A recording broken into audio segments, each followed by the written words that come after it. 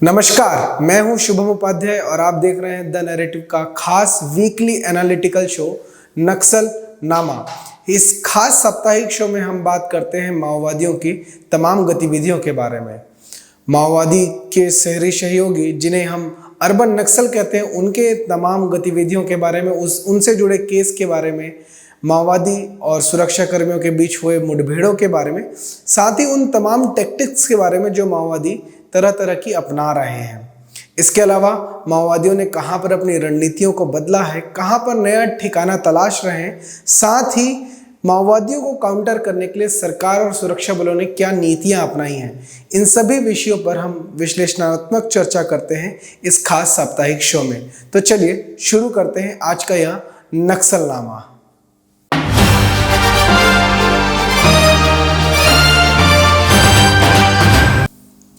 सबसे पहले हम बात करते हैं छत्तीसगढ़ की। छत्तीसगढ़ के घोर माओवाद से प्रभावित नारायणपुर जिले में माओवादियों ने सप्ताह भर के भीतर 2 बार अपनी उपस्थिति दर्ज कराई है। पहले तो बीते सप्ताह माओवादियों ने सड़क पर आईईडी विस्फोटक बिछा रखे थे, जिसे सुरक्षा बलों ने बरामद किया है।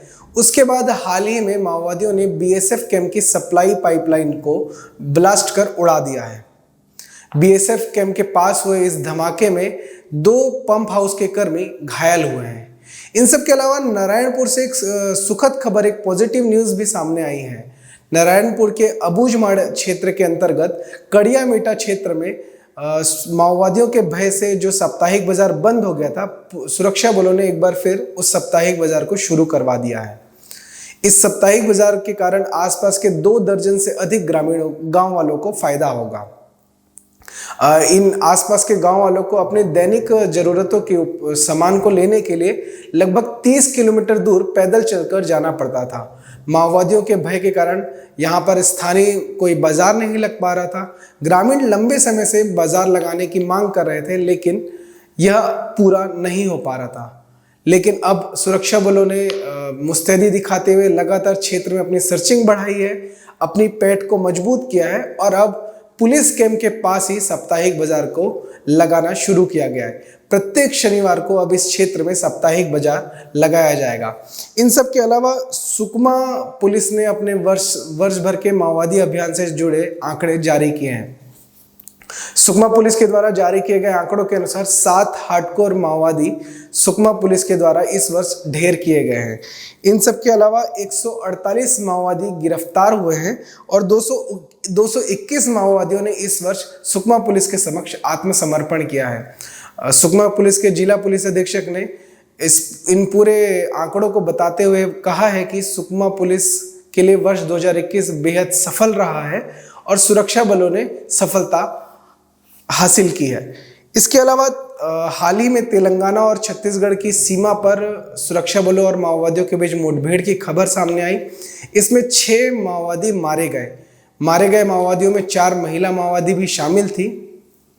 मिली जानकारी के अनुसार तेलंगाना की पुलिस, छत्तीसगढ़ की पुलिस और सीआरपीएफ ने संयुक्त रूप से इस ऑपरेशन को अंजाम दिया है। इसके अलावा दंतेवाड़ा के जिला पुलिस अधीक्षक ने भी साल भर के माओवादी अभियान से जुड़े आंकड़े सामने रखे। उन्होंने बताया कि 251 माओवादियों ने वर्ष 2021 में सरेंडर किया है।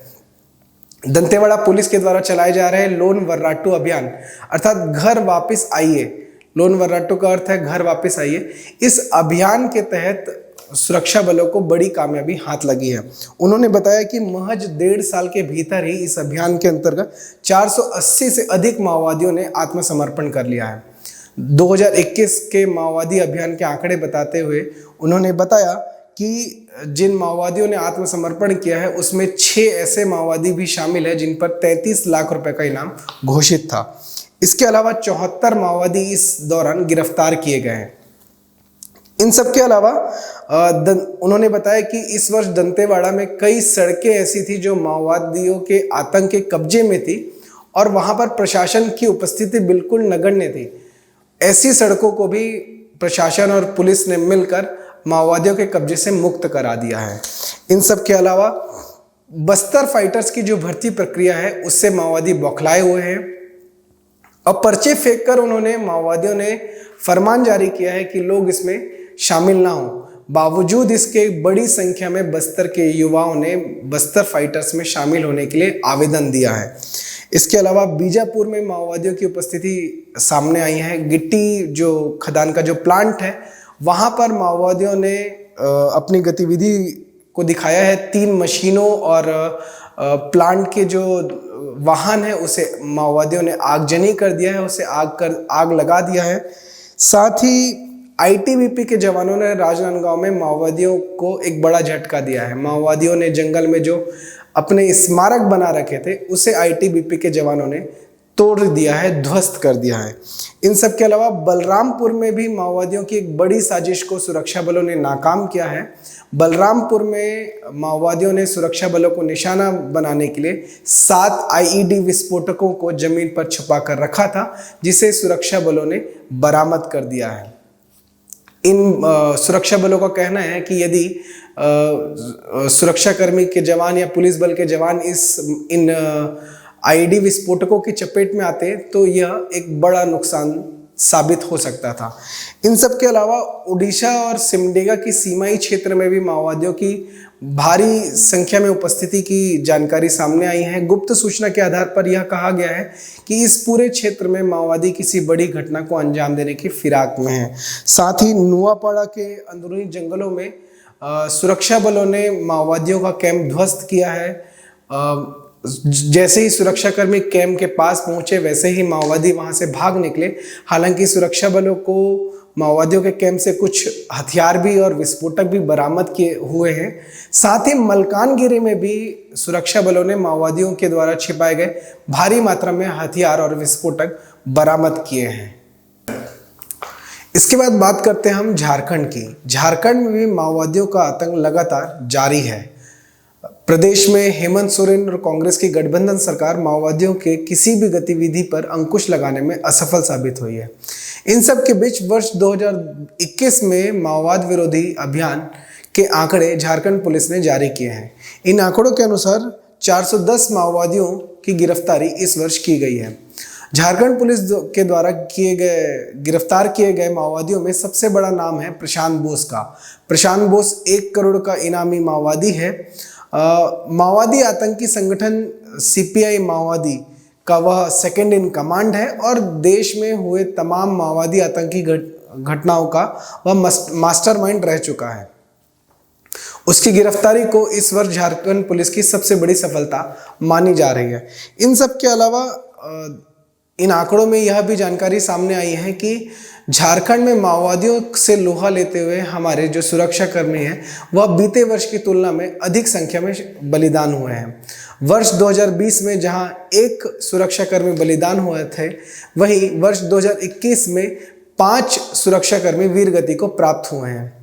हेमंत सोरेन और कांग्रेस की जो गठबंधन सरकार है वह माओवादियों को लेकर जिस तरह से सॉफ्ट रवैया अपना रही है या अपने माओवाद विरोधी अभियान को तेज नहीं कर रही है, इसको लेकर स्थानीय वनवासी ग्रामीणों में काफी आक्रोश है। साथ ही विपक्षी पार्टी भारतीय जनता पार्टी लगातार इस पर मुखर होकर बात कर रही है। बीते सप्ताह की माओवादी घटनाओं की बात करें, माओवादी गतिविधियों की बात करें तो झारखंड के पश्चिमी सिंहभूम में मुखबिरी का आरोप लगाकर माओवादियों ने एक युवक की हत्या कर दी है।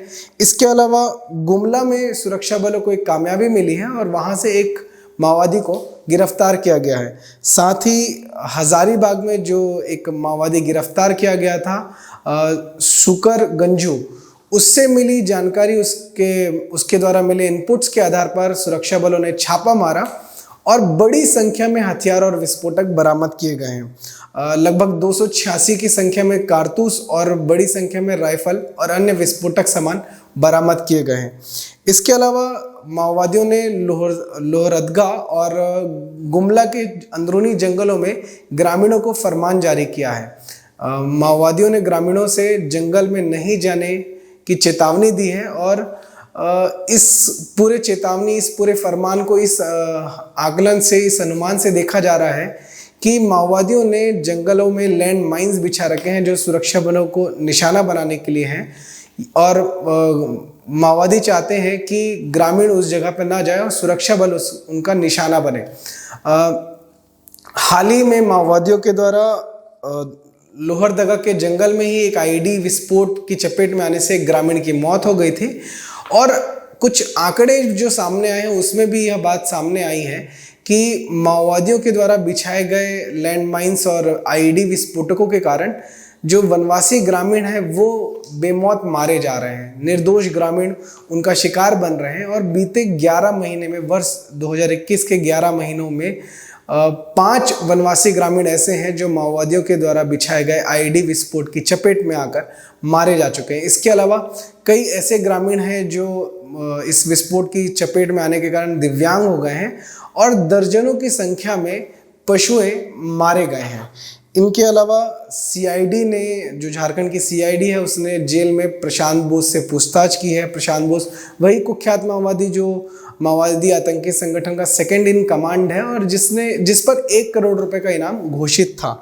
इसके अलावा जो नक्सली घटनाएं हैं वो झारखंड में लगातार जारी है। बोकारो के अंदरूनी क्षेत्रों में माओवादियों ने 3 बाइक में आकर श्रमिकों के बीच फायरिंग की है, हवाई फायरिंग की है। हालांकि इसमें कोई हताहत नहीं है, लेकिन श्रमिकों को काम नहीं करने की चेतावनी दी गई है। साथ ही वहां पर पोस्टर लगाकर माओवादी भाग निकले हैं। इस घटना के बाद जो पूरा क्षेत्र है वहां पर भय का माहौल है, श्रमिकों में भय का माहौल है और श्रमिक अब उस क्षेत्र में काम करने से कतरा रहे हैं। बिहार में जहां 11 वर्ष के बाद माओवादी गतिविधियां एक बार फिर से दिखाई देने लगी है, वहीं अब माओवादी घटनाओं में भी बढ़ोतरी होने लग गई है। बिहार के मुंगेर जिले के अंतर्गत असीमगंज पंचायत के मुखिया को माओवादियों ने मार डाला है। दरअसल हाल ही में बिहार में पंचायत चुनाव हुए थे और माओवादियों ने बिहार पंचायत चुनाव का बहिष्कार करने का ऐलान किया था। इस बीच माओवादियों ने अपने प्रभावित क्षेत्रों में कई ऐसे मुखिया के प्रत्याशी थे जिन्हें चुनाव लड़ने से मना किया गया था। इन्हीं में से एक प्रत्याशी अजीमगंज पंचायत के मुखिया भी थे, जिन्होंने ना सिर्फ माओवादियों के बहिष्कार के ऐलान को दरकिनार किया, माओवादियों की धमकी को दरकिनार किया और उन्होंने लोकतंत्र का दामन थामा। उन्होंने लोकतांत्रिक तरीके से चुनाव लड़ा और लोकतांत्रिक तरीके से चुनाव जीता भी, लेकिन उनके शपथ लेने के पहले ही माओवादियों ने उनकी हत्या कर दी। इस ग्राम पंचायत के मुखिया की हत्या के बाद पूरे क्षेत्र में जितने भी जनप्रतिनिधि हैं उनमें भय का माहौल बढ़ चुका है। जमुई और मुंगेर के सारे जनप्रतिनिधि डर रहे हैं, पुलिस से सुरक्षा की मांग कर रहे हैं। दरअसल इस क्षेत्र में पहले भी देखा गया है कि माओवादियों ने जनप्रतिनिधियों को निशाना बनाया है। बीते 10-15 वर्षों में माओवादियों ने इस क्षेत्र में कई जनप्रतिनिधियों की हत्या की है। इसके अलावा मुंगेर में एक हार्डकोर माओवादी गिरफ्तार हुआ है।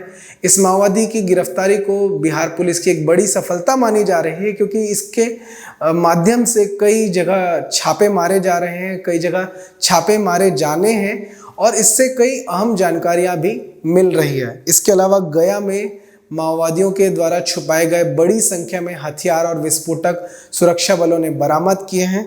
साथ ही बिहार का जो सरहसा क्षेत्र है वहां पर बीते 13 वर्षों से एक माओवादी जो फरार चल रहा था, उसे सुरक्षा बलों ने गिरफ्तार किया है। पुलिस से मिली जानकारी के अनुसार वह माओवादी बीते लंबे समय से फरार चल रहा था और पुलिस को चकमा देकर भाग रहा था। हालांकि पुलिस ने उसे अब गिरफ्तार कर लिया है। इसके अलावा औरंगाबाद में एक माओवादी गिरफ्तार हुआ है। इस माओवादी की गिरफ्तारी के बाद इस बात का खुलासा हुआ कि यह वही माओवादी है जो बिहार पंचायत चुनाव के दौरान पंचायत भवन और मोबाइल टावर को ध्वस्त करने में शामिल था। इसके अलावा इसकी निशानदेही पर अन्य लोग भी गिरफ्तार किए जा रहे हैं। जो मुखिया की हत्या की बात जहां पर सामने आई, बिहार पंचायत चुनाव में जो जीत कर आए मुखिया जिनकी माओवादियों ने हत्या कर दी, उनके हत्या के मामले में 4 माओवादियों को भी गिरफ्तार किया गया है। हालांकि अभी उनकी निशानदेही पर और भी जगह छापेमारी जारी है और लोगों को पकड़े जाने की संभावनाएं हैं, लेकिन शुरुआत में अभी इन 4 माओवादियों को गिरफ्तार किया गया है। इन सब के अलावा बिहार में और झारखंड में जो माओवादियों को हथियार और विस्फोटक सप्लाई होते हैं, उस मामले की एनआईए जांच कर रही है और उसमें कई चीजें सामने आए हैं। जांच में यह खुलासा हुआ है कि बिहार के दानापुर क्षेत्र से माओवादियों को हथियार सप्लाई किया जाता था। इन सब के बीच माओवादियों ने एक ऐसी पुस्तिका जारी की है जो आज के हमारे इस नक्सलनामा के एपिसोड की सबसे मुख्य खबर है। माओवादियों ने माओवादी आतंकी संगठन की एक इकाई है PLGA, people's liberation guerrilla army, जो कि उसका मिलिट्री विंग है, और जितने भी आतंकी हमले होते हैं, सुरक्षा बलों पे जितने भी हमले होते हैं, वह यही इकाई उस घटना को अंजाम देती है।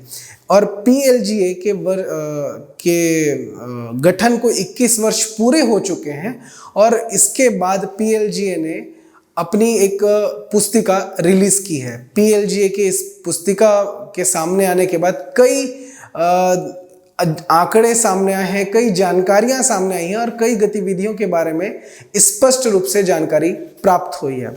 वर्ष 2000 से लेकर अगस्त 2021 तक के सभी माओवादी छोटी बड़ी घटनाओं को लेकर यह पुस्तिका जारी की गई है, और इस पुस्तिका में सामने आए आंकड़ों के अनुसार बीते 20 वर्षों में 4739 माओवादियों की मृत्यु हुई है। इसमें कई माओवादी ऐसे हैं जो पुलिस मुठभेड़ में मारे गए हैं, कई ऐसे हैं जिनकी मृत्यु बीमारी या बुजुर्ग होने की वजह से भी हुई है। इसके अलावा जो मारे गए माओवादी हैं उसमें से 5 लाख से 1 करोड़ के इनामी शामिल हैं। साथ ही यह जानकारी भी सामने आई है कि जो माओवादी मारे गए हैं उनमें से 196 माओवादी ऐसे थे जो माओवादियों के द्वारा बिछाए गए एम्बुश में, जो सुरक्षा कर्मियों के लिए वो एम्बुश बिछाते हैं, उसी में मुठभेड़ में मारे गए हैं 196 माओवादी। इन सब के अलावा आंकड़े कई दिलचस्प तरीके से आए हैं, और इन आंकड़ों की पुष्टि हालांकि अभी तक नहीं हुई है, और बस्तर के IG ने कहा है कि इन आंकड़ों की सत्यता को जांचने के लिए पुलिस भी अपने डेटा खंगाल रही है। हालांकि जो आंकड़े आए हैं वो हम आपको बताते हैं कि लगभग 109 पेज की जो यह पुस्तिका है उसमें सामने आए आंकड़ों के अनुसार 4031 हमले माओवादियों ने इन 20 वर्षों के दौरान किए हैं, जिनमें 4739 माओवादी मारे गए हैं, जैसा कि मैंने पहले भी बताया, और 4031 हमले हुए हैं। इस जो माओवादी मारे गए हैं उसमें 16 ऐसे माओवादी थे जो माओवादी आतंकी संगठन के सेंट्रल कमेटी के मेंबर रहे हैं। इसके अलावा पुलिस सूत्रों के अनुसार यह जानकारी सामने आई है कि जो माओवादी इन 20 वर्षों में मारे गए हैं उन पर लगभग 60 करोड़ रुपए का इनाम घोषित था। इसके अलावा जो माओवादियों ने पुस्तिका जारी की है उसमें सामने आए आंकड़ों के अनुसार माओवादियों ने दावा किया है कि 3054 सिक्योरिटी फोर्सेस को उन्होंने इस दौरान मारा है। इसके अलावा 3672 सिक्योरिटी फोर्सेस के जवान घायल हुए हैं। साथ ही माओवादियों ने इस दौरान 3222 हथियार लूटे हैं और 1.5 लाख से अधिक कारतूस सुरक्षा बलों से माओवादियों ने लूटे हैं। माओवादियों के द्वारा किए गए बड़ी घटनाओं में ताड़मेटला, टेकलगुड़ा, मिनपा, कसलपाड़, बुरकापाल समेत 20 बड़ी घटनाएं रही हैं जो माओवादियों ने अंजाम दिया है। इन सब के अलावा माओवादियों ने इसमें अपने विचार के संगठन या अपने फ्रंटल ऑर्गेनाइजेशन के माध्यम से जो बुक्स रिलीज किए गए हैं उस पर भी विस्तार से जानकारी दी है। माओवादियों ने बताया है कि 100 से अधिक पुस्तकें माओवादी आतंकी संगठन के फ्रंटल ऑर्गेनाइजेशंस की तरफ से प्रकाशित की जा चुकी है और इन पुस्तकों के माध्यम से ही माओवादी विचार को आगे फैलाने में सफलता मिली है। माओवादियों के द्वारा जारी किए गए इस पुस्तिका की सत्यता और इसमें जो डेटा है उसकी सत्यता को जांचने के लिए बस्तर IG ने कहा है कि पुलिस अपने डेटा खंगाल रही है। हालांकि पुलिस का डेटा कितना आता है, कब आता है, यह तो बात की बात है। अभी फिलहाल माओवादियों ने जो आंकड़े जारी किए हैं उससे यह बात समझ आता है कि माओवादी छत्तीसगढ़ में एक बड़ी पोजीशन पर है। छत्तीसगढ़ में लगातार उनकी एक्टिविटीज बढ़ रही है। छत्तीसगढ़ में माओवादी अपनी पैठ को बढ़ा रहे हैं। जो माओवादी आज से 4 साल पहले, 3.5 साल पहले अंदर तक घुस चुके थे, जो माओवादी बाहर नहीं निकल रहे थे, वो अब धमतरी, गरियाबंद जैसे शहरी क्षेत्रों की ओर, राजधानी से सटे क्षेत्रों की ओर भी आगे बढ़ रहे हैं। उनके द्वारा यह पुस्तिका जारी करना भी बताता है कि उनका कॉन्फिडेंस अभी हाई है और माओवादियों के खात्मे में छत्तीसगढ़ की सरकार विफल साबित हुई है। यह थी इस सप्ताह भर की पूरी गतिविधियां, माओवादियों की सारी जानकारियां, माओवादियों से जुड़े तमाम रिपोर्ट्स और माओवादियों ने क्या क्या किया, माओवादियों के विरुद्ध सुरक्षा बलों ने किन काउंटर ऑपरेशंस को अंजाम दिया, उनसे जुड़ी तमाम जानकारियां। नक्सलनामा को देखने के लिए आप सभी का धन्यवाद। आप द नैरेटिव की और विस्तृत खबरों को पढ़ने के लिए, इन सारी घटनाओं को और विस्तार से पढ़ने के लिए द नैरेटिव की वेबसाइट thenarrativeworld.in विजिट कर सकते हैं। साथ ही हमारे सभी सोशल मीडिया प्लेटफॉर्म से जुड़ सकते हैं। आप सभी का धन्यवाद।